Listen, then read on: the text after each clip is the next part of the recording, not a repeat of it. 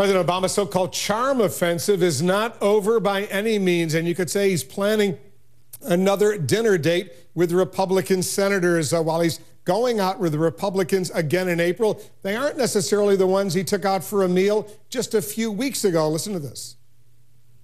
And joining us now, Republican Senator Johnny Isakson of Georgia. Senator, thanks very much for coming in. Let's get right to this big dinner that you're going to have with the president April 10th. Did he reach out to you and invite you to put together a group of Republicans that would meet with him for dinner?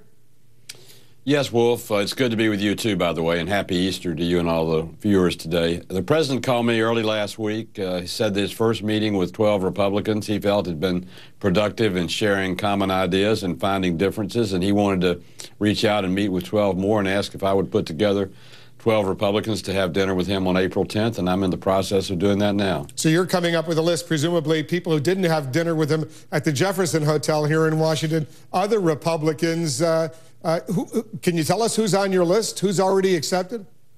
Well, until I get everybody on, I'd rather release it all at one time when we know everybody that's accepted is coming. So I'm going to wait until the first of next week to do that. So what's on the agenda? Did the president say it's an open agenda, or is there specific items he'd like to talk to you guys about? Well, if there's no set agenda and it's open, including letting me pick whoever I wanted to invite to come to the dinner, I think the president's experience coming to our conference about 2 weeks ago and the first dinner led him to believe there may be some areas where we're not as far apart as might have thought, like on reforms in terms of entitlements, things of that nature. So I think the discussion primarily will revolve around spending, around revenues, and around entitlements, which, after all, spending and our debt and deficit are our two biggest problems. Those are obviously critically important issues. Other issues coming before you, including comprehensive immigration reform. How far apart do you think you are with the president on that? Well, until the group of 8 in the Senate finally release all the points on their plan rather than just the framework, I would hesitate to make a prediction on how close we might be. But immigration reform is going to be a top of the agenda item in this session. And presumably it might be a top of the agenda item at the dinner as well. It could be. Like I say, there are no parameters to the dinner. I mean, everybody comes with their own thoughts, their own opinions, their own topics. I know you have a very different view on guns, for example. Gun control, he's got a different view than you do. Are you guys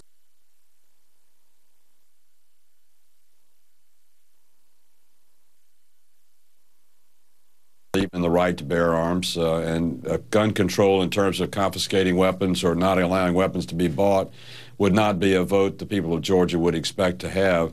Background checks is another thing. I did the instant background check in Georgia back when the Brady bill passed in 1995. So identifying people who shouldn't be buying the weapons because of mental health or because of their record, a criminal record, a felon, whatever, would be something that could be considered. But I don't think you'll see any ban on cartridges and no ban on the purchase of weapons.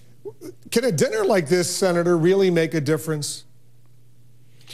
Wolf, I sold houses for 33 years in my life. I never sold one to somebody I couldn't sit across the table and talk to. When you have to put two people together to come to a common agreement, you cannot do it unless you sit down at the same table, talk, and find common ground. So I'm hopeful this will be a fruitful meeting. I'm hopeful, at least if nothing else happens, both sides will understand where each side is and where the middle might be.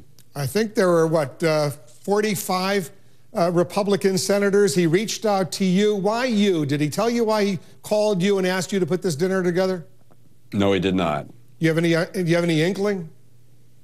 I hope he felt like I had enough friends to get 12 people to come. That's not going to be a problem, though, right? No, it's not going to be a problem. You'll get, it's you and 11 other Republicans, right?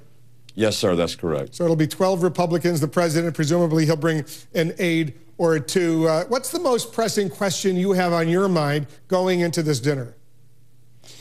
Well, the thing I want to hopefully get across to the president is my feeling that we have a ripe opportunity to bring both sides together and fix the solvency of Social Security and Medicare for years to come. Granted, it's going to take us doing some tough decisions, but we owe it to our children, our grandchildren, and as far as Medicare is concerned, we owe it to seniors of today. So my starting point would be, let's make a commitment that we're going to save Social Security and save Medicare and reform them and find the savings that will help us bring down our debt and deficit over time.